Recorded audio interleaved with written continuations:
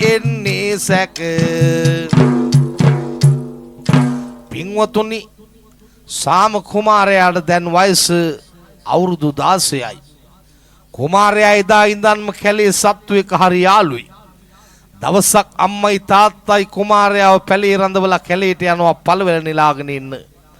හදිස්සියෙම වැස්සක් ආපු නිසා ගස් සෙවණකට යනවා. ගහ යට තියෙන තුඹසක් මේ දෙන්න එතන වාඩි වුණා. ඇඟේ තිබුණු දාඩිය බින්දු කෙලින්ම තුඹසීන නාගයාගේ මොකේට වැටෙනවා. කේන්ති ගිය ණය විසක් මුදා හරිනවා. දෙන්නගේ මැස් දෙක මන්ද වෙන්න. අම්මයි තාත්තයි මොකද තවම නැත්තේ කියලා පුතු බලබලා ඉන්නවා. තොරණේ 6 වෙනි කොටුවෙන් එම කොටස විදහා දක්වනා පින්වතුනි.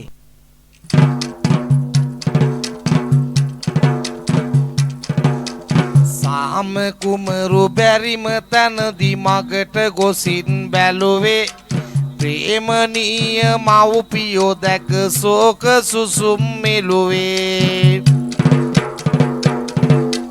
අතපත ගාමින්නේ මේ යන්නේ මේ දෙන්නා පුතනුන් ලියක් අරගෙන මාපියනට දුන්නා.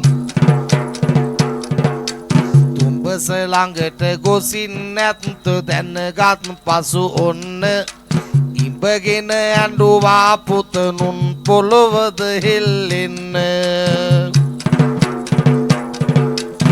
නැවත වරක් මහයියෙන් නිනා උනේ මෙහෙම කවර හේතුවත්ද ඊට සතුටු උනේ බොම.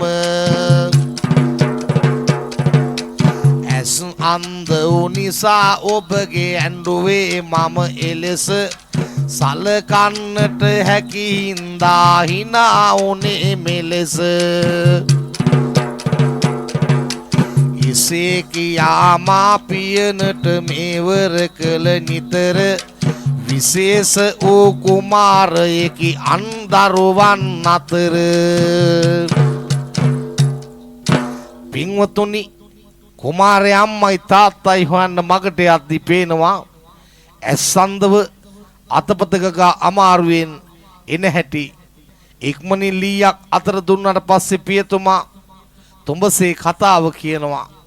සාම කුමාරයා තුඹස පරීක්ෂා කරලා එකපාරක් හයියෙන් අඬනවා. දෙමාපියෝ ඒ අය කියලා ඇහුවාම ඔයාලා දෙන්නගේ ඇස්සන්ද වුණ දුකට කියනවා. ඊළඟට මහා හයියෙන් hina වෙනවා. ඇයි කියලා මව්පියෝ ඇහුවාම කියනවා ඔයාලට සලකන්න ලැබෙන නිසා ඒ සතුටට කියලා. එදා පටන් මේ කුමාරයා ඉතා හොඳින් දෙමාපියන්ව පෝෂණය කරනවා. ඩිජිටල් තොරණේ 7 වෙනි කොටුවයි මේ විචිත්‍රවත් වන්නේ පින්වතුනි. දිනක් බරණැසේ රජින්දා මිග සම්මත නදීනා තුනක් පහක් නොවමුව අඩි ගණනක් දැක ගන්න උනා. අමෝරා සැඟවී යත්දි මුවන් පිරිවරාන එන්නේ සාම කුමරු රජුන් කාවිද මුව රැළ මරාන. ඇන්දෙහි මාන බලා කුමරුගේ ඇඟ කළේ පසාරු සන්දෙට ඇසුනේ විලාප රජු ඇත බැල්මින් උජාරු. කන්දුන් විට ඇසුනේ කුමරු මව්පියෝ ගැන කියනා සැටි.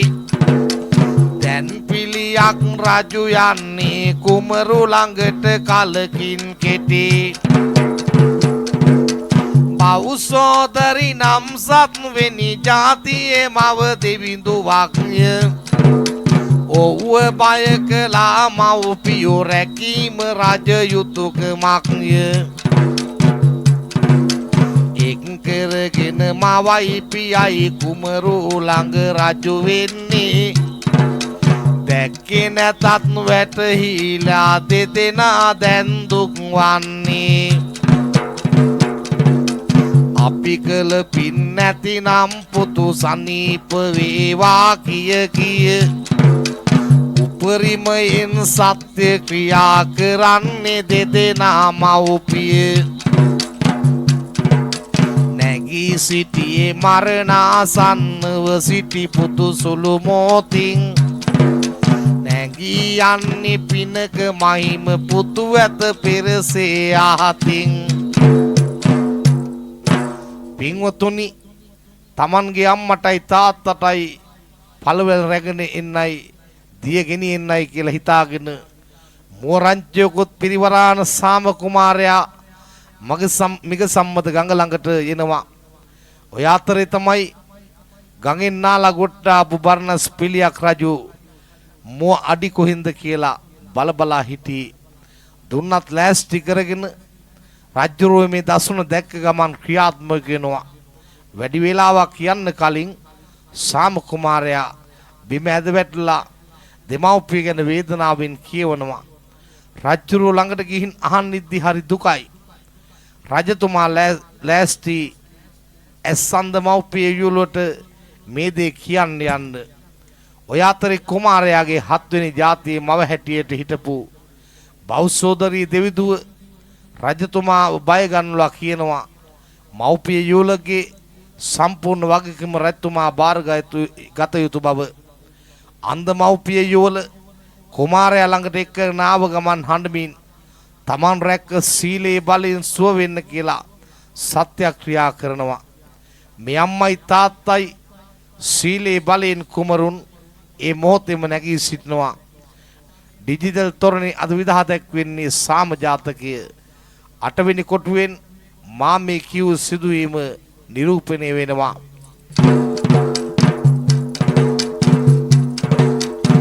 කුමරු විසින් නැගී සිටිය පසුවට සැනසීමෙන් යුතු එම දෙව්දුව බෞසෝදරි ආකාරයකින් බලගතු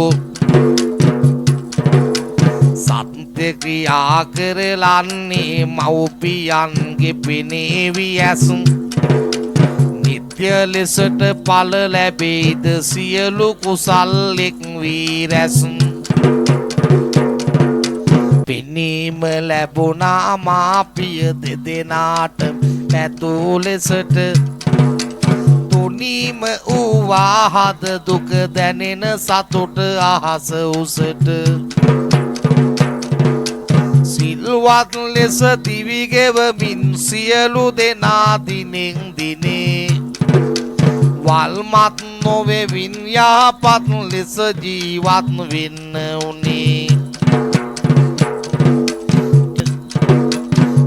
ලස්සන ජිටිටල් තොරණින් හද වෙත දෙන්නේ බන සැනසේවා හදවත් නැම විරිදු බනට දුන්න සවන් බන අහලා හිතට ගන්න මතු භවයක යන්න නිවන්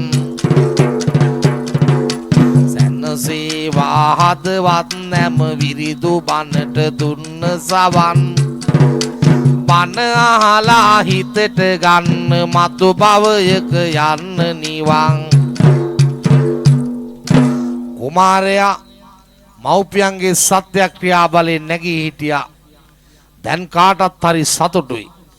මේ දෙස බලාන හිටිය බෞසෝදරී දිවි ස්ත්‍රිය ඒ කියන්නේ 7 වෙනි ආත්මී බෝසතාණන් වහන්සේගේ මෑණියන් කුමරුගේ මව්පියන්ට පිනීම ලැබෙන්න කියලා සත්‍යක්‍රියා කරනවා. ඒ සත්‍ය ක්‍රියා බලයෙන් නැවත ඒ දෙන්නට පෙනීම ලැබෙනවා. එදා පිළියක් රජු තමයි ආනන්ද හාමුදුරුවෝ. දිවි ස්ත්‍රිය තමයි උප්පලවන්න රහත් තෙරණිය. මහා කාශ්‍යප තෙරුන් තමයි පියාණන්. මෑණියන් තමයි භද්‍ර කපිලාණී සක් දෙවිඳුන් උනේ අනුරුද්ධ මහ රහතන් වහන්සේ. සාම කුමාරයා ගෞතම බුදුරජාණන් වහන්සේ. ඩිජිටල් තොරණ නැරඹු ඔබ සැමට පින් අත් වේවා. මතු භවයක නිවනම සාක්ෂාත් වේවා.